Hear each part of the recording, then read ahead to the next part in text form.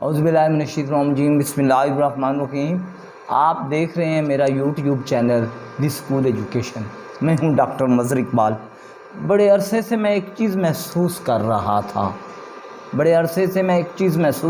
تھا کہ طلباء، خاص طور پر میٹرک کے طلباء جو ہیں، ان کی غزلیات کی تشریح جو ہے وہ ہونی چاہیے اسٹینڈرڈ پر، معیاری انداز میں۔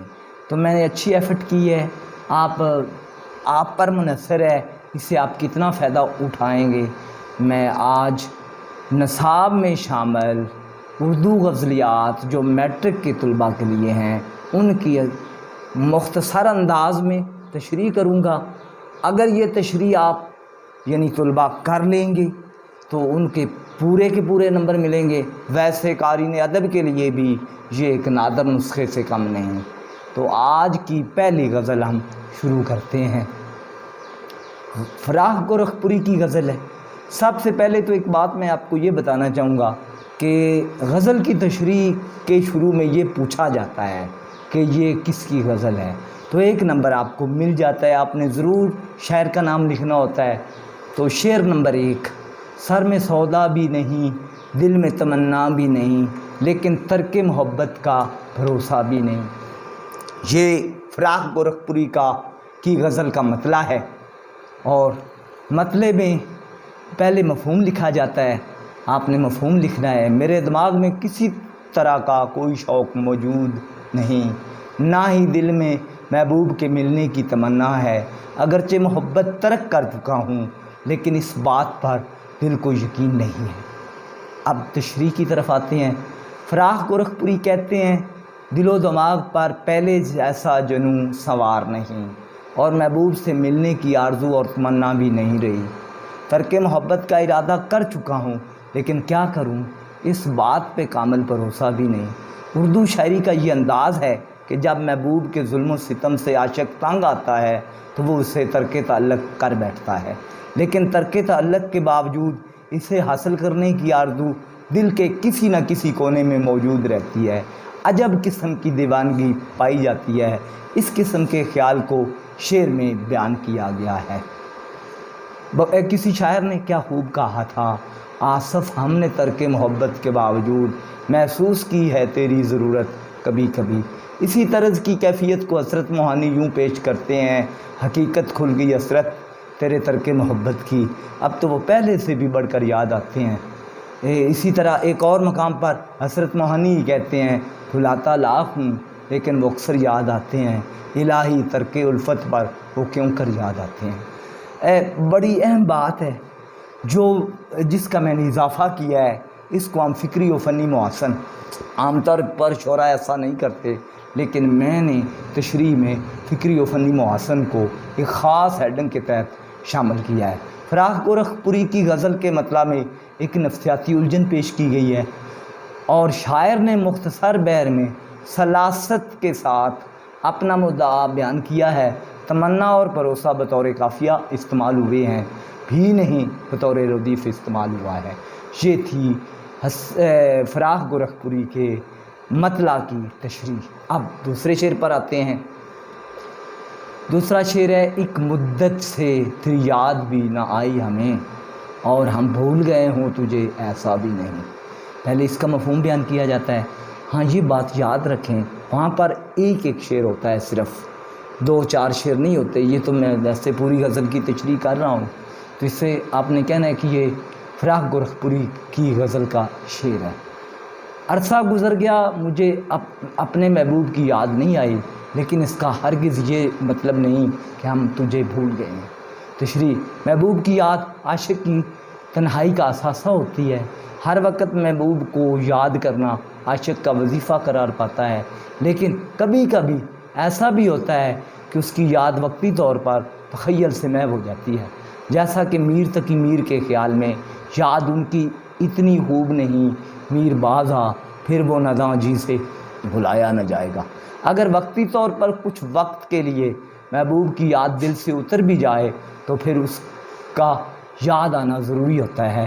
حسرت موہانی نے کیا خوب کہا ہے: نہیں آتی ان کی یاد تو مہینوں تک نہیں آتی، مگر جب یاد آتے ہیں تو اکثر یاد آتے ہیں۔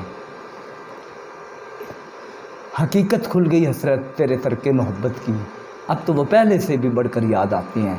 یاد اردو شعری کا محبوب موضوع ہے اور تقریباً تمام شعراء کے ہاں یہ موضوع ملتا ہے۔ ناصر کاظمی بطور خاص یاد کے موضوع پر وسیع ذخیرہ رکھتے ہیں۔ گلی گلی میری یاد بچھی ہے، پیارے رستہ دیکھ کے چل، مجھ سے اتنی واچت ہے تو ان حدوں سے دور نکل۔ یہ ناصر کاظمی کا خیال ہے۔ محبوب کو بھول جانا عاشق کے بس کی بات نہیں، اس لیے کہ محبوب کی یاد عاشق کی رگ و جان سے وابستہ ہوتی ہے۔ بقول حسرت موہانی، بھلاتا لاکھ ہوں لیکن وہ اکثر یاد آتے ہیں، الہی ترک الفت پر وہ کیوں کر یاد آتے ہیں۔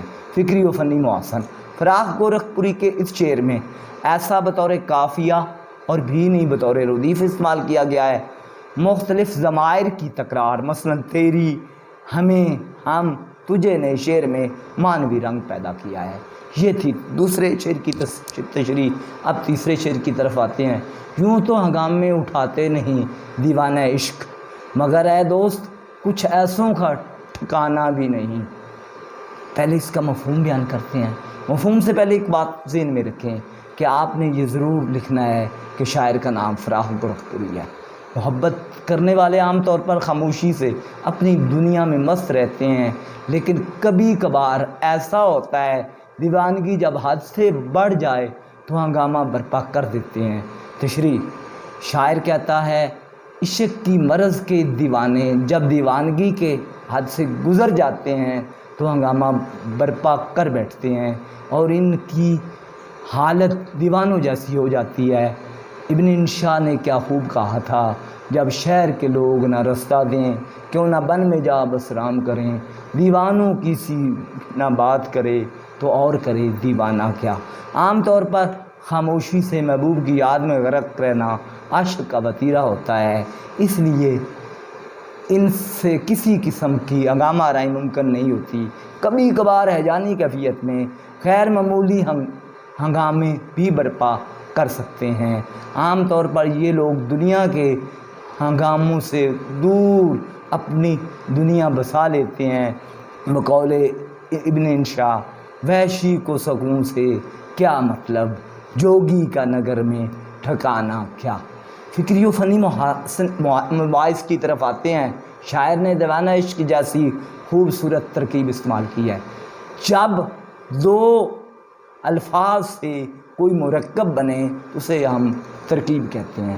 شعر کا انداز خطابیہ ہے کیونکہ اس میں اے دوست کا لفظ استعمال ہوا ہے۔ ٹھکانہ بطور قافیہ بھی نہیں بطور ردیف استعمال کیا گیا ہے۔ یہ تھی تیسرے شعر کی تشریح۔ اب چوتھے شعر کی طرف آتے ہیں۔ آج غفلت بھی ان آنکھوں میں ہے پہلے سے سوا، آج ہی خاطر بیمار شکیبا بھی نہیں۔ پہلے اس کے مفہوم کی طرف آتے ہیں اور یہ لکھنا بالکل نہ بھولیے کہ یہ فراق گورکھپوری کی غزل کا شعر ہے۔ میرا محبوب مجھ پر پہلے بھی نظر التفات نہیں کرتا تھا، لیکن آج تو اس کی بے رخی کی حد ہو گئی ہے۔ اس کا انداز حد درجہ برہم ہے اور مریض محبت کے پاس صبر کے سوا کوئی چارہ نہیں۔ تشریح، شاعر کہتا ہے اگرچہ اپنی بے رخی اور لاپرواہی کی بدولت محبوب کا رویہ عاشق سے بیگانہ تھا، تاہم آج ان کی آنکھوں میں اجنبیت کا رنگ کچھ زیادہ ہی ہے۔ عاشق کو یہ سب کچھ برداشت نہیں ہو رہا۔ اس شعر میں شاعر نے محبوب کی لاپرواہی، بیگانگیت اور غفلت کو موضوع سخن بنایا ہے اور شاعر محبوب کی بے رخی پر شاکی ہے۔ محبوب کی لاپرواہی کی وجہ سے عاشق کا مرض عشق اور بڑھ گیا ہے۔ بقول غالب، مریض عشق پہ رحمت خدا کی، مرض بڑھتا گیا جوں جوں دعا کی۔ کسی شاعر نے کیا خوب کہا ہے، اچھے مسیحا ہو مریضوں کا خیال اچھا ہے، ہم مر رہے ہیں تم کہتے ہو کہ حال اچھا ہے۔ قمر جلالوی نے اس موضوع کو کچھ یوں پیش کیا تھا، مریض محبت انہی کا فسانہ سناتا رہا دم نکلتے نکلتے، چھڑا ذکر شام علم جب دوبارہ، چراغ سر بجھ گیا جلتے جلتے۔ اب فکری و فنی محسن کی طرف آتا ہوں۔ شاعر نے خاطر بیمار شکیبہ جیسی خوبصورت ترکیب استعمال کی ہے۔ لفظ آج کی تکرار نے صوتی ترنم پیدا کیا ہے۔ شکیبہ بطور قافیہ بھی نہیں بطور ردیف استعمال ہوا ہے۔ یہ تھی چوتھے شعر کی تشریح۔ اب ہم پانچویں شعر کی طرف آتے ہیں۔ رنگ وہ فصل خزاں میں ہے کہ جس سے بڑھ کر شان رنگینی حسن چمن عرابی نہیں۔ مفہوم، خزاں کے موسم میں بھی چمن کی رنگینی دو بالا ہے۔ تشریح، شاعر کہتا ہے دل کی اپنی ایک کیفیت ہوتی ہے، اگر دل خوش مسرور اور شاد ہو تو خزاں کے موسم میں بھی اس کو لطف محسوس ہوگا، لیکن اگر دل اداس ہو تو بہار کا موسم بھی اسے مزہ نہیں دے گا۔ اسی کیفیت کو اس شعر میں بیان کیا گیا ہے۔ جب دل کا موسم غمزدہ ہو، ہر طرف شاداں اور فرحاں دکھائی دیتا ہے، انسان خوش اور مسرور دکھائی دیتا ہے، لیکن جب دل اداس ہو تو ہر چیز میں تنہائی اور اداسی کا احساس ملتا ہے۔ بقول شخص سے چمن چمن اداسیاں، پھولوں میں خوشبو نہیں، اس زندگی کا کیا مزہ جس زندگی میں تو نہیں۔ جب محبوب چلا جائے، روٹھ جائے تو ایک اداسی سی چھا جاتی ہے، زندگی بے کل ہو جاتی ہے۔ ویراں ہے میں کدا خم و ساغر اداس ہیں، تم کیا گئے روٹھ گئے دن بہار کے۔ فکری و فنی مباحث کی طرف آتے ہیں۔ شاعر نے اس شعر میں خوبصورت تراکیب مثلاً فصل خزاں اور شان رنگینی حسن چمن عرا جیسی خوبصورت تراکیب استعمال کی ہیں۔ عرا بطور قافیہ بھی نہیں بطور ردیف استعمال کیا ہے۔ اب چھٹے شعر کی طرف آتے ہیں۔ بات یہ ہے کہ سکون دل وحشی کا مقام، کنج زنداں بھی نہیں وسعت صحرا بھی نہیں۔ پہلے یہ یاد رکھیں کہ یہ فراق گورکھپوری کی غزل کا شعر ہے، اس کے بعد اس کے مفہوم کی طرف آتے ہیں۔ دل وحشی کو نہ سکون زنداں کے کونے میں مل سکتا ہے اور نہ صحرا میں اسے آرام میسر ہے۔ تشریح، فراق گورکھپوری کہتے ہیں دل وحشی کو زنداں کے کونے میں بھی سکون میسر نہیں، اور نہ ہی اسے صحرا میں اطمینان، سکون، سلامتی حاصل ہو سکتی ہے۔ جب دل بے قرار ہو تو اسے کسی صورت میں سکون نہیں مل سکتا۔ اسی طرز کا مفہوم ابن انشا نے اپنی مشہور غزل میں پیش کیا ہے۔ انشا جی اٹھو اب کوچ کرو، اس شہر میں جی کا لگانا کیا، وحشی کو سکون سے کیا مطلب، جوگی کا نگر میں ٹھکانا کیا۔ جب دل بے قرار ہوتا ہے تو وہ سکون کے حصول کے لیے مختلف جگہوں پر اطمینان تلاش کرتا ہے، کبھی آبادیوں سے دور نکل جاتا ہے اور کبھی تنہائی کا شکار ہوتا ہے، لیکن اسے کسی صورت میں سکون میسر نہیں ہوتا۔ اسی کیفیت کو ابن انشا نے یوں پیش کیا ہے: جب شہر کے لوگ نہ رستہ دیں، کیوں نہ بن میں جا بسرام کریں، دیوانوں کی سی نہ بات کرے تو اور کرے دیوانہ کیا۔ فکری و فنی محسن کی طرف آتے ہیں۔ دل وحشی، کنج زنداں اور وسعت صحرا جیسی خوبصورت تراکیب استعمال کی گئی ہیں۔ کنج زنداں اور وسعت صحرا جیسی تضاد صنعت نے شعر کے معنوی رنگ کو دوبالا کر دیا ہے۔ صحرا بطور قافیہ اور بھی نہیں بطور ردیف استعمال کیا گیا ہے۔ اب ہم آٹھویں شعر کی طرف آتے ہیں۔ ہم اسے منہ سے برا تو نہیں کہتے کہ فراق دوست تیرا ہے مگر آدمی اچھا بھی نہیں۔ مفہوم، غزل کے مقطع میں فراق گورکھپوری کہتے ہیں اے دل ہم منہ سے تیرے دوست کو برا نہیں کہتے مگر یاد رکھو وہ اچھا آدمی نہیں ہے۔ تشریح، فراق گورکھپوری نے اس شعر میں معاملہ بندی کا انداز اختیار کیا ہے اور اپنے دل سے مخاطب ہو کر شاعر کہتا ہے ہم تیرے دوست کو برا تو نہیں کہتے لیکن یہ بات یاد رکھو وہ کوئی اچھا آدمی نہیں ہے۔ اس شعر میں شاعر اپنے دوست کی برائی بیان کر رہا ہے، لیکن اس بات کا بھی اقرار کرتا ہے ہمیں اسے برا نہیں کہنا چاہیے، اگرچہ اس کا شمار اچھے آدمیوں میں نہیں ہوتا۔ سورۃ حجرات میں ارشاد باری تعالیٰ ہے اور دوسروں کو برے القاب سے مت پکارا کرو۔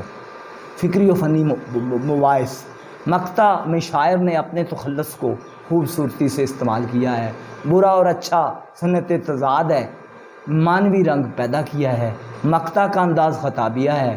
اس شعر میں دل سے سرگوشی کرتا ہوا شعر معلوم ہوتا ہے، اچھا بطور قافیہ اور بھی نہیں بطور ردیف استعمال کیا گیا ہے۔ یہ غزل اختتام پذیر ہوئی۔ اب اسی طرز کی مزید غزلیں اس چینل پہ سنتے رہیے۔ اور اس طرح کی ایفٹ کی گئی ہے کہ آپ کو فل نمبر ملیں گے۔ میرے چینل دی اسکول ایجوکیشن کو سبسکرائب بھی کریں اور اسے شیئر بھی کریں۔ اللہ آپ کو کامرانی عطا کرے۔ آپ کے لیے دعاؤں کا طالب ڈاکٹر مظہر اقبال۔